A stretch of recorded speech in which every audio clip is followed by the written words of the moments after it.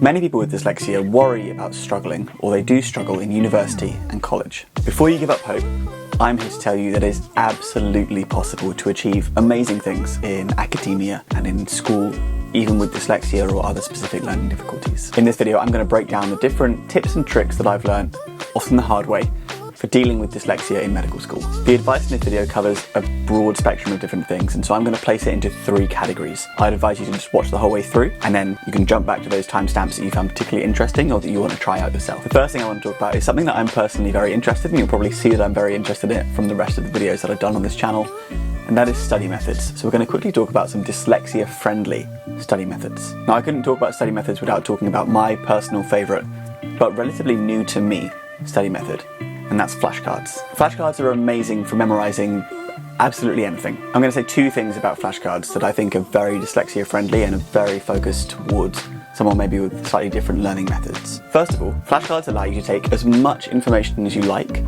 and break it down into the smallest possible chunks. You can have single sentences, single words on a flashcard and try and remember the information based around that. This means that you can take full sheets or even an entire textbook of information that would feel completely overwhelming to try and approach in one sitting and break it down into flashcards that you can do whenever you like.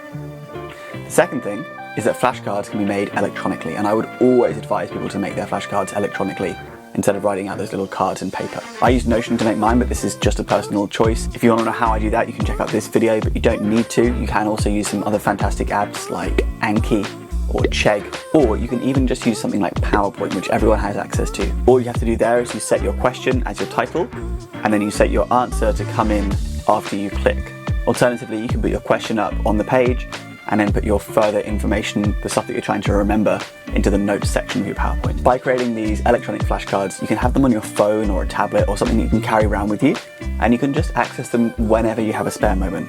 And it means that even if your day is completely jam-packed with something else, 3 or 4 lots of 5 minutes, and you've already done 20, 30 minutes of work. Point number 2 about study methods is that you need to try and eliminate distractions. Distractions will almost always lead to procrastination, and while that's much more fun at the time than studying, you will then just end your day more stressed out and feeling like you weren't productive. I know it might be unlikely for most students right now, but if you find yourself studying somewhere like a library or a coffee shop or out in public, try and use some noise cancelling headphones. This also applies to anyone who's currently living in a student house or living at home with your family. Maybe you have a bit of a loud family or flatmates. Again, noise cancelling headphones are amazing for cancelling out the sounds. I wear them while I'm studying. Actually, I'm going to get up and show you the ones that I wear. These are the noise cancelling headphones I use pretty much exclusively when I'm studying, unless I've forgotten to charge them. And these are, it's a complete mouthful, I'm sorry, these are the WH-1000X Mark III. And I think there's a Mark IV out. I'll put both in the description.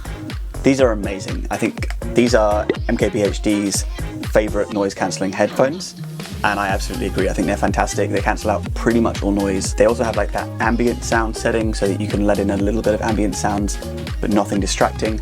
I think they're fantastic. Third thing I'm going to say about study techniques for people with dyslexia is you want to try and enlist as many senses as you can to help with your memory. Memory is not just a single sense thing, it's not just seeing something, but it can also be hearing something, for example, or doing an action like writing something. Some examples that have really helped me is specifically drawing for anatomy. I really found that by drawing my anatomy out and getting that kind of spatial recognition of understanding the distances between things, drawing it out myself really helped with my understanding of anatomy. I remember in first year I used so many mind maps, particularly to try and remember drug names and drug interactions.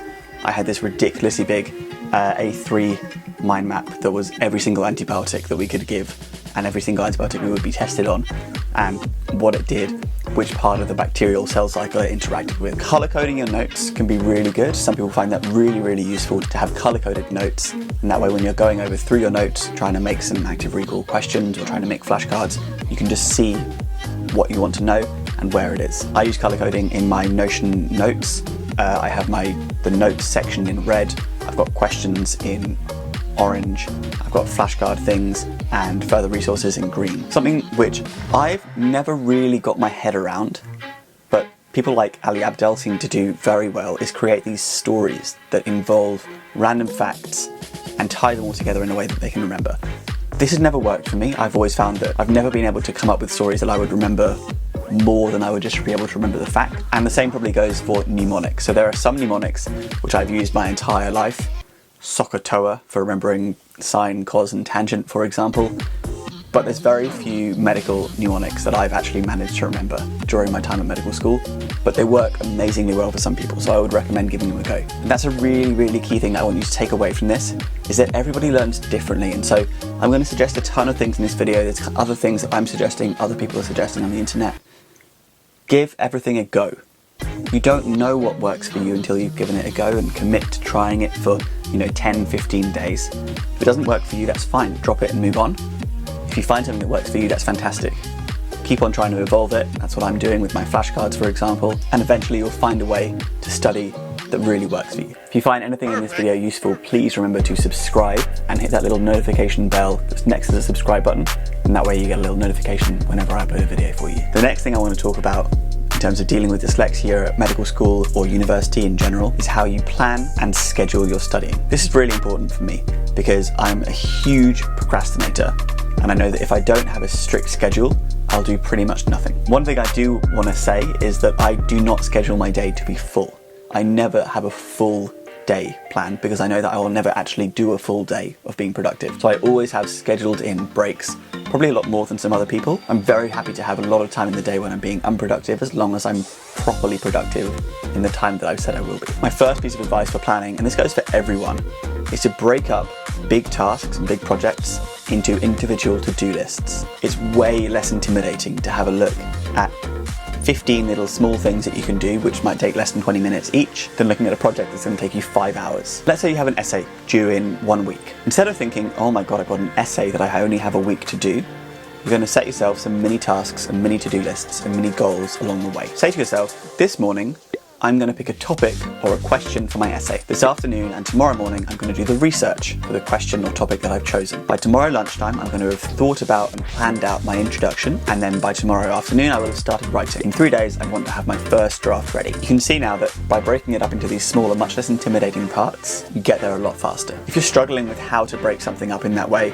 really, don't be afraid to ask a lecturer, a friend on your course, or even a family member to give you a hand. The second thing I want to say about planning and scheduling is to give yourself enough time to work through something slowly and carefully. The last thing you want to do is to have set up these tasks and rush through and realise that you skipped a task along the way. I find it really, really easy to do this. I'm someone who definitely is quite ambitious with what I want to do, and I'm someone whose mind probably works faster than my body can, especially with writing. I will fairly often rush through to the end and then look back and realise that I completely missed a vital part of the project out. This isn't even just with schoolwork and things. I'm sure Elisa, my partner, could attest to the number of times I've done this in a conversation. My next piece of advice for planning and scheduling your studying is to do what's due first. If you're faced with a really long list of assignments and tasks that you have to get done, all at different time frames, have a look and prioritise what needs to be done first. It can be really tempting to either start with whatever's at the top of the list for some random reason, or to start with the thing you're most interested in. And sometimes you do need to sit down and just do something you're interested in because you have no motivation to do anything else. But my advice to you is really to try and do the thing that is most urgent. Let's say you're doing your A-levels and you're doing biology and physics. If your biology exam is 2 weeks before your physics exam, you need to put down that mechanics textbook and go and learn the Krebs cycle. Just because you haven't been set deadlines by your university or by your boss doesn't mean you can't set those deadlines for yourself. I am definitely someone who can procrastinate with the best of them, and I will really often not do something unless I have to. By setting myself deadlines and by setting myself these goals, it means that I'm much more likely to have actually done it by that point. If you're at university and your calendar is currently looking clear, that you've got nothing due, start to think ahead. When is your next exam? The next essay that you have to write, what is that based on? And this can apply even without any formal assessments. As a medical student, for example, I have a lot of teaching that's in hospital, and often this is on clinical medicine, which is to do with how you deal with the problem that's in front of you. But the learning for that relies on me having a good understanding of everything I should have learned in the previous 4 years.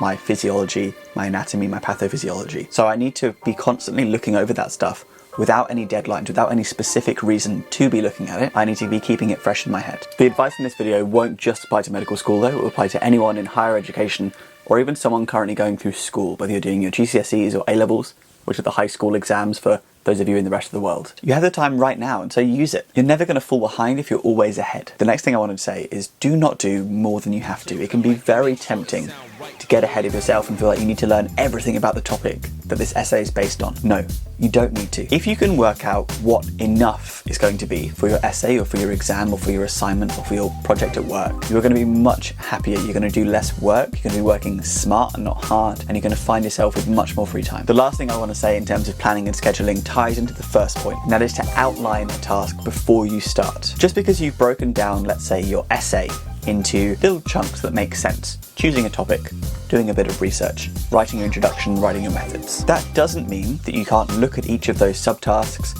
and either break them down further or start to think about what you're going to need to do for each of those tasks. Carrying on with the example of the essay, do you know what the word limit is? That's a piece of information that you can get right now, which is going to help you in the future. Do you have the mark scheme to hand, so that when you're finished you can look at the mark scheme and compare your answers? How are you planning to organise your references and your bibliography if you need to include them? Having these pre-tasks done, these tasks that you can get out of the way in less than 2 minutes before you start, is going to help you to be much less stressed and get much less burnout from individual tasks. Even if you don't have enough time right now to tick off an item on your to-do list, that's absolutely fine. You can start thinking about it. You can take some notes or even just mentally prepare yourself for when you will have time. We are currently in the 21st century. There is more technology and more help from technology available than ever before. Harness the power of technology. As I've said before, I make flashcards for everything. I think flashcards are probably one of the best ways that you can revise anything that you need to memorize. And I make my flashcards electronically. I choose to make my flashcards in Notion, but like I said before, you can choose to make them in Anki, in Chegg, in Quizlet, even just on PowerPoint. By having them made electronically, you can do some amazing things with them. You can study anywhere you want, whenever you have the time. You can change the font, the color of the text, the spacing of your words, the color of the background, anything to suit your reading. You can use text-to-speech tools or even speech-to-text to make them. Text-to-speech is where your computer or your phone reads out the written words to you. Speech-to-text is where you dictate into your device and it turns your words into written text. You can even use software like Anki or like my program in Notion to create spaced repetition so that it will remind you when you're next due to do that specific flashcard. If you haven't already tried them and you're not currently using them, I would really recommend you give speech-to-text or dictation tools a go. The industry standard for this is probably Dragon. It's quite an expensive software, although if you're in the UK and you have dyslexia, you're able to get it through your disabled students allowance. So if you contact Student Finance England and get your disabled students allowance, they should set you up with the Dragon software. However, Word, Google Docs, your Mac, your phone, all have speech-to-text inbuilt. You can use speech-to-text to write anything, from notes to yourself. You could write flashcards. You can even write entire essays using speech-to-text. Now, on the flip side from that, I would advise anyone, dyslexic or not, to be using text-to-speech. Learning is an active process, and if you can enlist as many different senses as possible, you're winning. Read your notes, and while you're reading your notes, have your computer, your phone, your tablet, read your notes out loud to you. You're going to be using 2 senses at once to read the same information, firing up more of those neurons, embedding that information deeper into your brain. I use this to read my flashcards to me, particularly when I feel like I've been using a screen all day and I just want to listen rather than read. I also use this to proofread all of my essays. I'm someone who definitely can change the words that I'm reading in my head as I read them, and so by listening to it out loud, I get another chance to go through and make sure there's not something that is completely nonsensical. On that note, if you're someone that does a lot of writing, let's say you do a lot of essays, maybe you work somewhere where you have to do some copywriting,